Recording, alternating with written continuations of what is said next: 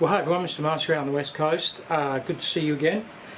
Now I've got something a little bit different in the sense that I don't do a lot of forging, but I want to do some forging because I've got this piece of steel that I'm going to use as an anvil. Now this piece here, it's got a hardy hole in it as well. The reason I bought that is because this anvil I've got here, and I'll just show it to you.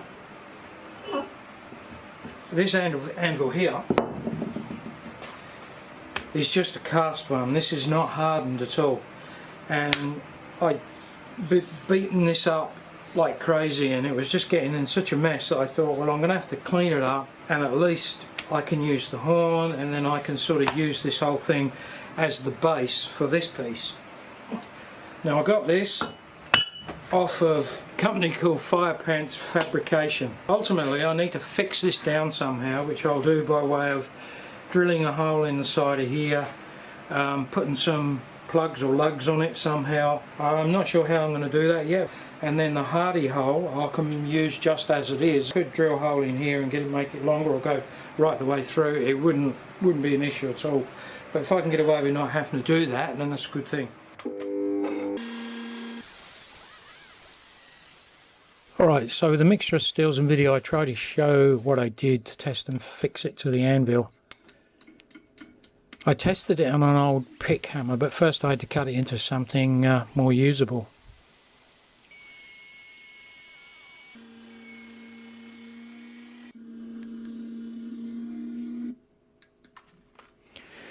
This mini forge is honestly one of the best additions to my knife making tools. It uses way less gas than my other one.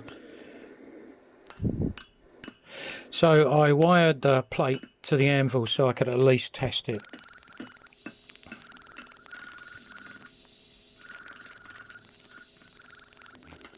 I haven't done any forging for quite some time, so using my claw hammer just saved my arm a little bit. Anyway, it performed quite well, and so much better than forging right onto the top of the cast anvil.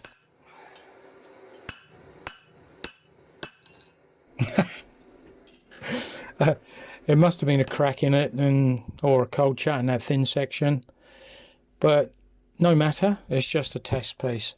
Anyway, as you can see here with these stills, you can see what I did here is I drilled and tapped the anvil and the steel plate. Got some flat bar, fixed that down by way of putting some timber spacers in there, and I figure timber is not really going to be a problem because it dampens it a little bit. And then of course that back section, what I had to do is form a piece of flat bar to cradle the bottom of it and tap that into the side of the steel plate as well.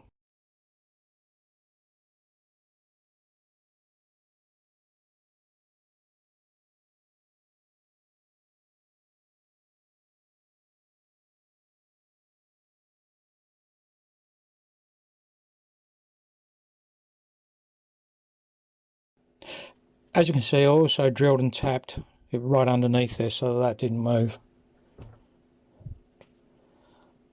So yeah, all in all, it's working out well. So keep watching, and you might see me forging something very soon.